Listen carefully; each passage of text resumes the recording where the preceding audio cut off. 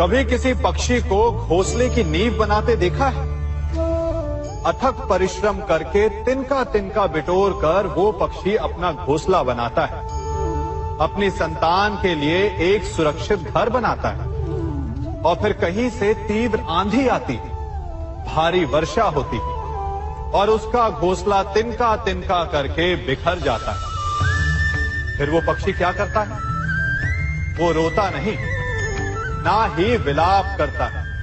वो बिना विलंब करे फिर से अपना घोंसला बनाना प्रारंभ कर देता है और सफलता पाता है। फिर हम क्यों छोटी छोटी असफलता से भयभीत होकर परिश्रम करना छोड़ देते हैं?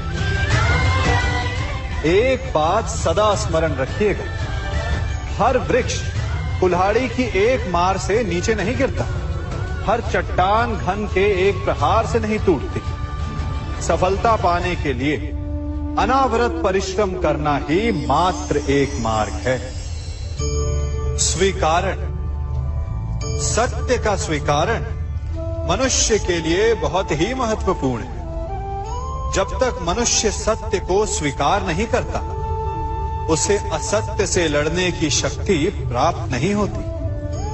जब आप भोजन करते हैं तो क्या होता है? आपका पेट स्वीकारता है कि वो भर चुका है और आप भोजन करना बंद कर देते हैं। जब आपको निद्रा आती है तो क्या होता है? आपका मन स्वीकारता है कि आपका शरीर थक चुका है और उसे विश्राम की आवश्यकता है। उसी प्रकार जब आपको किसी व्यसन को रोकना हो तो आपको स्वीकारना पड़ता है कि बहुत हो चुका, चाहे वो लालच हो या मदिरापान। उस व्यसन का त्यागना तभी प्रारंभ होता है जब आप ये स्वीकार कर लेते हैं कि आप उस व्यसन के बंधक हैं। हम में से ऐसा कोई नहीं जिनकी परछाई उनसे दूर रहती। हमारी परछाई सदैव हमारे साथ रहती है। कदाचित हमारी परछाई हमारे कर्मों के फलों का संकेत है। कदाचित इसी कारण कई बार हमें अपनी परछाई से भय भी लगता है, परंतु इस भय से निवारण पाने का एक साधन अवश्य है। वो है सूर्य की ओर मुख करना या किसी प्रकाश के स्रोत की ओर मुख करना, क्योंकि तब हमें हमारी परछाई दिखाई नहीं देती। यदि इसे जीवन के संदर्भ में देखें तो ये प्रकाश का स्रोत शुभ कर्मों की चेतना है। यदि आपके मन में शुभ कर्म करने की इच्छा है तो आपको कभी भी अपने कर्मों के फल का भय नहीं होगा, क्योंकि यदि आपका मन शुद्ध होगा तो आपके कर्म शुद्ध होंगे और शुद्ध कर्मों का फल कभी अशुद्ध नहीं हो सकता। आज मैं आप सबको एक कथा सुनाता हूं। एक दिन प्रातः एक व्यापारी अपने घर से निकला। घर से निकलते ही एक बिल्ली ने उस व्यापारी का मार्ग काट दी। व्यापारी घबरा गया। वो फिर से घर लौट गया और शुभ घड़ी की प्रतीक्षा करने लगा। और जब वो पुनः अपने घर से निकला तब वो वाहन जा चुका था जिससे राजा तक पहुंचकर उसे भेंट देनी थी। राजा को भेंट नहीं मिली। राजा क्रोधित हो गए। राजा ने उस व्यापारी का व्यापार बंद करवा दिया। इस कारण व्यापारी क्रोधित होकर घर पर अपनी पत्नी से लड़ बैठा। पत्नी अपने बच्चों समेत मैके वापस चली गई और उस व्यापारी के जीवन में यदि कुछ रह गया था तो केवल अंधकार। और इन सब का कारण वो उस बिल्ली को मानता रहा जिसने उसका मार्ग काटा था। ऐसा ही एक दूसरा व्यापारी राजा को भेंट देने निकला और उस व्यापारी का मार्ग भी एक बिल्ली ने काट दिया। वो व्यापारी तनिक घबराया, परंतु उसने आगे बढ़ना अधिक उचित समझा। राजा तक वो समय पर पहुंचा। उसने राजा को भेंट दी। राजा प्रसन्न हुए और राजा ने व्यापारी को अपना व्यापार बढ़ाने की अनुमति दी, स्वर्ण आभूषण दी। जब व्यापारी घर पर पहुंचा तो पत्नी को आभूषण और अपने बच्चों को देने के लिए वस्त्र थे उसके पास। हर ओर प्रसन्नता थी। समझ रहे हैं ना, दोनों के साथ एक ही प्रकार की घटना हुई, परंतु दोनों की प्रतिक्रिया भिन्न थी। ऐसा ही हमारा जीवन भी है। हमारे जीवन में प्रारब्ध का अपना स्थान है, परंतु उससे कई अधिक महत्वपूर्ण हमारी प्रतिक्रिया, हमारे सोच का प्रभाव है। क्योंकि यही हमारे जीवन को आकार देते हैं। इसलिए अपनी सोच को सकारात्मक रखिए।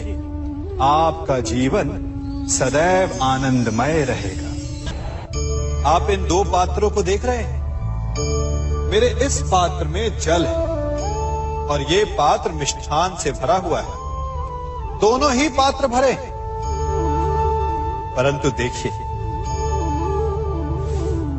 मिश्री को जल में मिला दिया, जल ने मिश्री को अपना लिया, मिश्री ने अपना अस्तित्व खो दिया, परंतु जल को अभिमान है कि उसका अस्तित्व अभी भी बना हुआ है।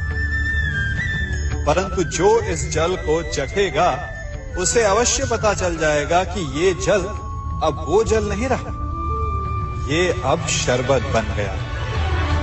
हमारा त्याग, हमारे बलिदान भी ऐसे ही होते हैं। जो इस बात को अनुभव करते हैं वो समझ सकते हैं कि कैसे हमने समय की धारा को बदल दिया। जो बलिदान देते हैं उनका अस्तित्व कभी नष्ट नहीं होता, अपितु उनका बलिदान संसार में कुछ ना कुछ परिवर्तन अवश्य लाता है। हम सभी कभी ना कभी, कहीं ना कहीं अपने जीवन में यात्रा अवश्य करते हैं। हमारी यात्रा में कभी पक्के रास्ते आते हैं तो कभी कच्चे रास्ते। पक्के रास्ते मनुष्य बनाता है और कच्चे रास्ते जानते हैं कैसे बनते हैं? चलते चलते बन जाते हैं। जब लोग एक स्थान से जाते हैं तो पैरों के दबाव से नीचे की घास कुचल जाती है। बार बार उस मार्ग से जाने से धीरे धीरे मार्ग स्वतः ही बन जाता है। और यही जीवन है, यही नियति है। जब आपके जीवन में आपको मार्ग ना मिले तो रुकिए नहीं, आगे बढ़ते रहिए और आपके पैरों के दबाव से मार्ग स्वतः ही बन जाएगा। हम सभी अपने जीवन में सफलता चाहते हैं, है ना? उसके लिए हम रात दिन परिश्रम करते हैं, कड़ी मेहनत करते हैं, परंतु फिर भी असफल हो जाते हैं। परंतु ऐसा क्यों होता है? कभी सोचा आप सबने? क्योंकि सफलता पाने का मंत्र बड़ा कठिन नहीं, बड़ा सरल है। उचित विचार, उचित समय, उचित स्थान पर उचित प्रहार। जब आपके विचार, समय, स्थान और प्रहार यानी परिश्रम उचित है तो सफलता आप ही को मिलेगी। जिस प्रकार एक लोहार लोहे से कुछ बनाते समय उस लोहे के सही ताप तक के आने की प्रतीक्षा करता है और समय आने पर उचित स्थान पर पर्याप्त बल से प्रहार करता है और लोहा आकार ले लेता है, ठीक उसी प्रकार आपकी सफलता भी आकार लेती है। हम सभी को अपने जीवन में कभी ना कभी निराशा मिलती है, असफलता मिलती है और अधिकतर लोग इसके पश्चात भाग्य का रोना लेकर बैठ जाते हैं। कुछ कहते हैं कि जिस स्थान पर मैं हूं उससे कई ऊंचे स्थान पर होने के योग्य था, परंतु नहीं जा पाया। किसी को पीड़ा है कि उसे जो मिलना चाहिए था वो उसे नहीं मिला, भाग्य ही बुरा था। भाग्य क्या होता है? भाग्य वन में खिला पुष्प देवताओं को चढ़ाया जाएगा या किसी सुंदरी की वेणी में वो सजेगा या फिर उसे कुचल कर उत्पाद बना दिया जाएगा। ये सब एक पुष्प के नियंत्रण में नहीं होता, परंतु जब तक उस पुष्प का अस्तित्व है सुगंध बिखेरना उसके वश में अवश्य है। परंतु भाग्य हमारे वश में नहीं, और जो हमारे वश में नहीं उसके लिए दुखी होने से क्या होगा। कर्म पर वश है, वो कीजिए और धीरे धीरे भाग्य आपके वश में आ जाएगा, क्योंकि कर्म ही प्रधान है। सम्मान, मनुष्य के जीवन में सम्मान का बहुत अधिक महत्व है। वो उसे अपने हृदय, अपने मन से जोड़कर रखता है। कदाचित इसीलिए हम शत्रु के सम्मान पर चोट पहुंचाते हैं ताकि उसे पीड़ा पहुंचाई जा सके। परंतु ऐसा करने से सावधान रहे मित्रों। शरीर पर लगी चोट मनुष्य भुला सकता है, परंतु उसके सम्मान को लगी चोट उसे जीवन भर पीड़ा देती है। और स्त्री के मान सम्मान पर लगी चोट उसे उस सीमा तक ले जाती है जहां उसे केवल प्रतिशोध दिखाई देता है। यदि अपने शत्रुओं को जीतना है तो प्रेम से जीतिए, अपने कर्मों से जीतिए। उन्हें अनुभव करवाइए कि उनसे भूल हुई है। किसी के सम्मान को ऐसी चोट ना पहुंचाइए कि वो आपका नाश करने पर उतर आए। स्मरण रखिए, किसी का अपमान करके आपके हृदय को कदाचित थोड़ा संतोष आ जाए, परंतु उस अपमान से आप कई हृदयों को आघात पहुंचाते हैं और अपने लिए एक शत्रु और बढ़ा लेते हैं। हम सब शीघ्र ही सफलता चाहते हैं, ढेर सारी संपत्ति और सुख चाहते हैं, और ऐसे में कई बार हम छोटे मार्गों का चयन कर लेते हैं। वो मार्ग जिनमें परिश्रम नहीं होता, जिनमें होता है तो केवल छल, कुटिलता और भाग्य का सहारा। जैसे कि जुआ, कोई जुए के खेल में धन लगाता है, कोई दांव लगाता है और ये भूल जाता है कि जुआ ऐसा दलदल है कि जिसमें एक बार गिरे तो सर्वनाश से पहले निकलना असंभव है। यदि आप जीते तो और जीतने की भूख बढ़ जाएगी, और यदि आप कुछ हार बैठे तो उसे पुनः पाने के लिए आप फिर से खेलेंगे। मनुष्य को ये आभास ही नहीं होता कि अपनी संपत्ति के साथ साथ वो अपनी मानवता, अपने संस्कार, अपना धर्म और अपना उत्तरदायित्व तक सभी जुए की भेंट चढ़ा देता है। इसलिए कुछ पाना है तो परिश्रम से पाओ। यदि कुछ जुए में जीता तो वो उतना शीघ्र ही खो दोगे, चूंकि उसे परिश्रम से पाया नहीं गया है, और उसकी रक्षा करने के लिए आपके मन में स्वाभाविक प्रयास भी नहीं होंगे। क्षमा बढ़न को चाहिए, छुट्टन को उत्पाद। क्षमा इस संसार में शांति का, सुख का मूल आधार है। क्षमा आपके मन से प्रतिशोध और शत्रुता जैसे भावों को समाप्त करती है।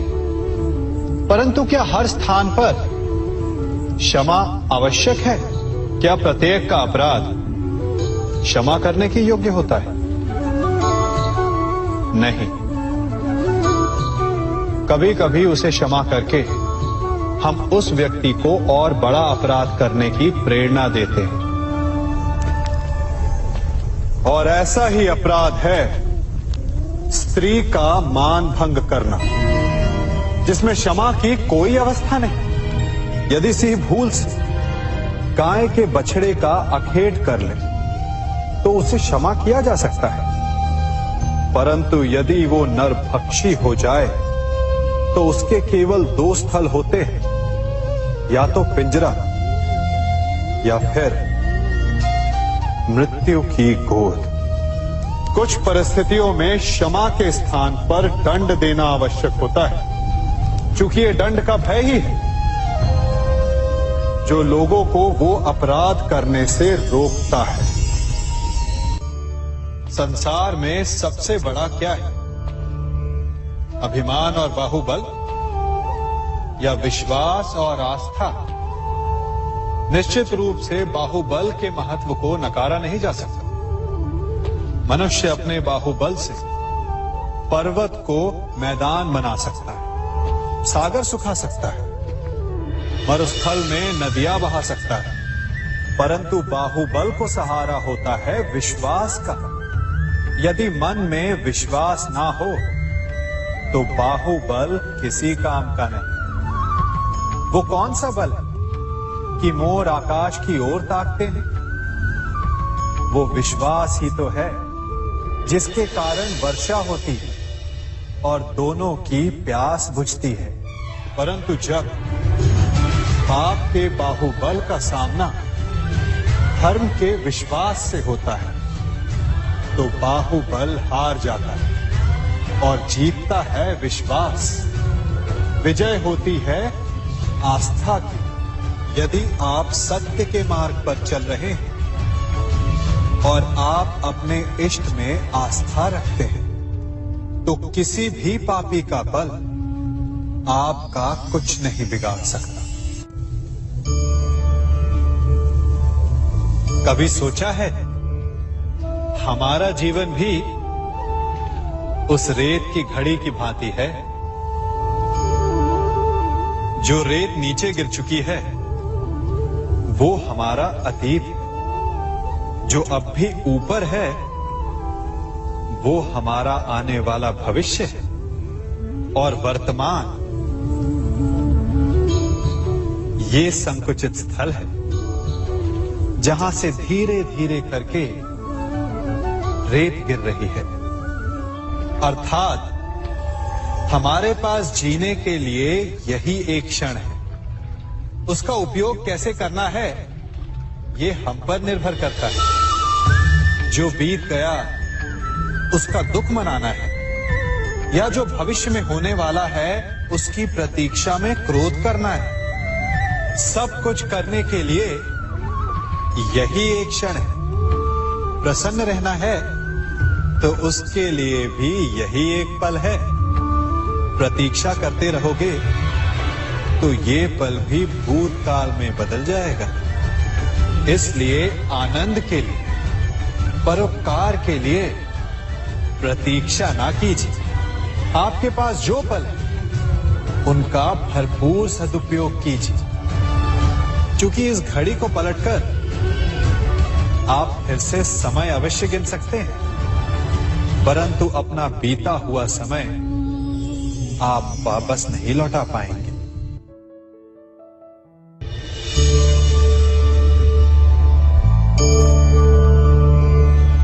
मनुष्य के जीवन में संतान का बहुत महत्व है।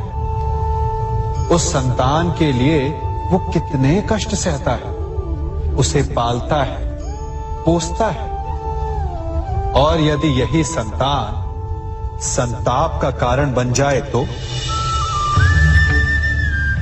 क्या ये उसका दोष है? अधिकतर ये दोष हमारे लालन पालन का होता है। बचपन में बालक के हठ को मानकर हमें आनंद की अनुभूति अवश्य होती है, परंतु धीरे धीरे अपने बालक के हठ को मानकर उसके हठ के दास हो जाते हैं। एक हठी उद्दंड और असंस्कारी संतान उस सूखे वृक्ष के समान होती है कि यदि जिसमें आग लग जाए तो वो सारे वन को भस्म कर डाले। और स्मरण रहे, जब उसमें अग्नि लगती है तो सबसे पहले वो स्वयं के घर को ही भस्म करती है। इसलिए जब आवश्यकता हो तो अपनी संतान के हठ का विरोध करें, उसे रोके, क्योंकि यदि समय रहते ऐसा ना किया गया तो भविष्य में इस समस्या के परिणाम गंभीर हो सकते हैं। प्रतिज्ञा, वचन, ये सब मनुष्य ने समाज को सही दिशा में रखने के लिए बनाए हैं। वो मनुष्य ही क्या जिसके जीवन में नियम ना हो, जिनका वो पालन ना करे, परंतु समय के साथ चलने के लिए नियमों को बदलना भी आवश्यक होता है, क्योंकि ये आज का समय ही तो है जो बीत जाने के पश्चात इतिहास बन जाएगा।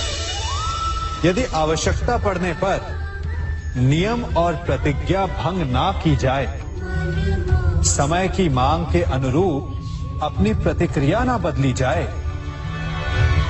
तो इतिहास हमें कभी क्षमा नहीं करेगा। आवश्यकता पड़ने पर आपकी तोड़ी हुई एक प्रतिज्ञा, एक बंधन कभी कभी पूरे मानव इतिहास को बड़े विनाश से बचा सकता है। इसलिए नियम, प्रतिज्ञा, वचन कुछ नहीं, कुछ है तो केवल समय, जिसके अनुरूप चलने वाला ही सफल हो सकता है।